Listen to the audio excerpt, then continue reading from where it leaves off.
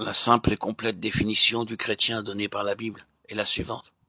Un chrétien est habité par l'Esprit du Seigneur Jésus-Christ. Pas habité pour quelques jours ou quelques temps, ou quelques minutes, ou même pour quelques heures ou quelques mois, mais pour toujours. Ce que le Seigneur donne, il le donne pour l'éternité. S'il donne la joie, c'est une joie éternelle. S'il donne un royaume, c'est un royaume éternel. S'il donne un amour, c'est un amour éternel. Notre héritage est éternel. Nous devons avoir une vie éternelle pour vivre avec lui pour toujours. Si quelqu'un n'a pas l'esprit de Christ, il ne lui appartient pas. Romains 8, 9. Nous sommes changés par lui. Nous avons lu par la parole de Dieu qu'à moins d'être transformés, nous demeurerons hors du royaume de Dieu. Quel changement a lieu si nous sommes en Christ? Si quelqu'un est en Christ, il est une nouvelle créature. Les choses anciennes sont passées. Voici toutes choses sont devenues nouvelles. Quelles sont donc ces choses? Ézéchiel 36, 26, 27, c'est la première chose qui arrive. Je vous donnerai un cœur nouveau. Le cœur est le siège des sentiments, de l'affection. Et si nous n'avons pas un nouveau cœur, nous ne pouvons pas aimer Dieu. Nous aimons le monde parce que notre vieux cœur aime les choses mondaines. En recevant un cœur nouveau, nous aimons les choses célestes. Affectionnez-vous aux choses d'en haut et non à celles qui sont sur la terre. Colossiens 3.2. C'est le premier grand changement qui a lieu dans une personne qui a reçu de l'amour pour les choses célestes. Je le sais car cela a été mon expérience. Le Seigneur Jésus-Christ est devenu mon sauveur. Je me souviens clairement qu'avec mon baptême, j'ai été transformé. Avant, j'étais dans les ténèbres, dans les plaisirs mondains, dans la maladie qui était mienne pendant plus de 34 ans. J'ai été baptisé à 51 ans et dès l'âge de 17 ans, même un peu avant, dans ma préadolescence, j'avais déjà des signes de bipolarité, de mal-être existentiel. Je cherchais toujours une solution, mais je ne l'ai trouvée qu'avec toi, Seigneur, qui a transformé mon cœur et ma vie. Partout, je cherchais, dans les livres ésotériques, dans la Kabbale, dans les lectures d'un certain mystique, Bhagwan Sri Rajneesh, Osho Rajneesh, que je lisais pendant des années, des décennies. J'avais une bibliothèque, j'en avais pour peut-être à l'époque des sommes astronomiques. Chaque semaine, j'allais acheter un nouveau livre de cet homme, qui s'est avéré après que c'était pas celui qui pouvait me faire connaître la parole. Mais il m'a dirigé vers le Seigneur, car il a écrit de nombreux livres concernant Jésus-Christ. Je me souviens, dès que je commençais à le lire, et je voyais marqué Jésus dans le haut du livre, je le rayais pour pas me faire voir.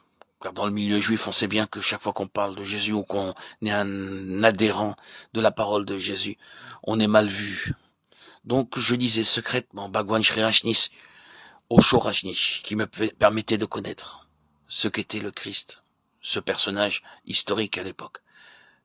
Mais je ne lisais pas encore la Bible, le Nouveau Testament, l'Évangile, car pour moi c'était un niveau supérieur.